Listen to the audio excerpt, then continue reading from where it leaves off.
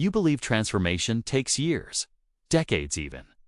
That meaningful change is this slow, grinding process reserved for the few disciplined ones. But what if this belief is the only thing standing between you and a completely different existence? What if 6 months were enough to become unrecognizable? Consider this. The person you are today is simply the cumulative result of your decisions over the last 6 months. Every habit, every conversation, every hour you spent scrolling or learning. 6 months ago, you made decisions that built the prison you're sitting in right now. The math is simple, brutal even. In 6 months, there are approximately 4,380 hours. You sleep about 1,460 of them. That leaves 2,920 waking hours, 175,200 minutes, over 10 million seconds. And you tell yourself there isn't enough time.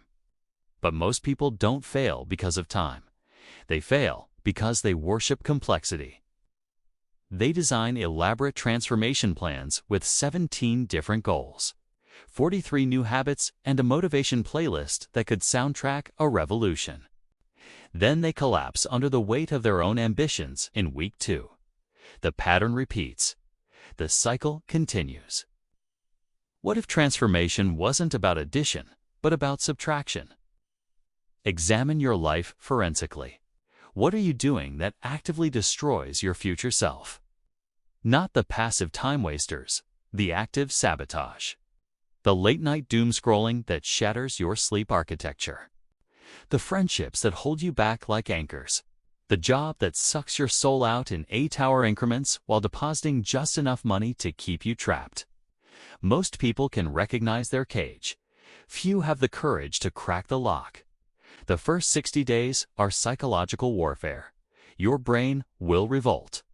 It will fabricate emergencies, summon old identities, weaponize nostalgia. It will convince you that comfort is wisdom and that stagnation is the same as safety. Your environment will conspire against you, friends questioning your new intensity, family dismissing your vision as another phase, algorithms feeding you content designed to keep you numb. This is where mythologies are born or abandoned. Those who break through don't rely on motivation. They build systems that function independently of emotions. They understand that discipline doesn't mean feeling strong. It means moving forward when every cell in your body is voting for retreat. They wake up at 5 a.m. not because they love sunrises, but because they've eliminated the negotiation. But what does transformation actually require? First, a single obsession, not balance, not wellness. Obsession: choose one dimension of your life that, if transformed, would cascade into everything else. Your body, your income, your skills. Pour everything into this single point until it breaks through. The people who preach balance are the ones who've never transformed anything. Second, complete environmental destruction. You can't build a new self in the same space where the old one died repeatedly. Move to a different city if you can. Rearrange your apartment if you can't. Delete the apps. Block the numbers. Burn the bridges that lead back. Make return impossible. Third, public accountability that scares you. Tell everyone what you're doing. Post your goals. Share your progress. Make failure so socially expensive that your pride has no choice but to grind your body toward success. Shame is an underutilized tool. Was this manipulation or architecture? By the 3rd month, something shifts. The new behaviors no longer feel like costumes you're wearing, but like skin you're growing. Waking up at 5 a.m. is no longer torture. It's the moment you feel most like yourself. The gym isn't a tedious obligation, it's church. The work isn't draining, it's clarifying. You're not pretending to be someone else. You're remembering who you were before the world taught you to be small. But this is where most people stumble. They reach month 4 and mistake progress for arrival. They've lost 20 pounds or earned $3,000 or learned basic Python, and suddenly they're evangelizing their half transformation to anyone who'll listen. They've climbed 10 feet up a 1,000-foot mountain and declared themselves a Sherpa. The middle is quicksand. Transformations die in the middle. Months 4 through 6 require a different fuel. Not motivation, not discipline, faith. Irrational, almost religious faith that the process will deliver results even when the mirror and the bank account and the scale seem frozen. This is where you separate the people who wanted a better life from the people who demanded one. You don't stumble here. You shatter, or you solidify. Those who make it through emerge in months 7 through 12 with momentum that borders on frightening. They're no longer trying. They're executing. The habits have calcified into identity. The goals have evolved. What seemed impossible in month 0 now seems inevitable. Not chasing a better version of themselves, they running from who they used to be.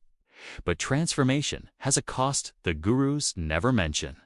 You will lose people. Friends who can't reconcile your new intensity with their stagnation.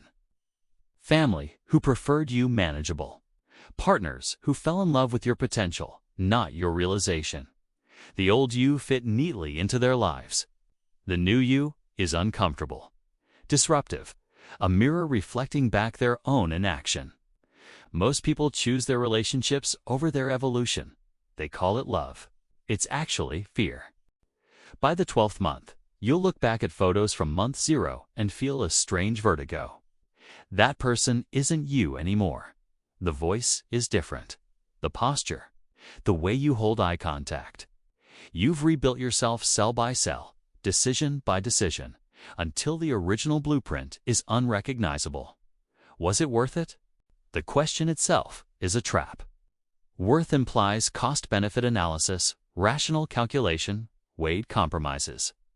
But transformation isn't rational. It's violent. It's necessary. It's the only way to prove to yourself that you're not a passenger in your own life. Here's the philosophical twist nobody wants to hear. We've built a society that profits from your stagnation. Every app, every algorithm, every advertisement is designed to keep you comfortable, distracted, and consuming. Your transformation is a threat to their business model. Your evolution is their emergency. The cage isn't locked. It never was. You're just afraid of what happens when you realize you're free.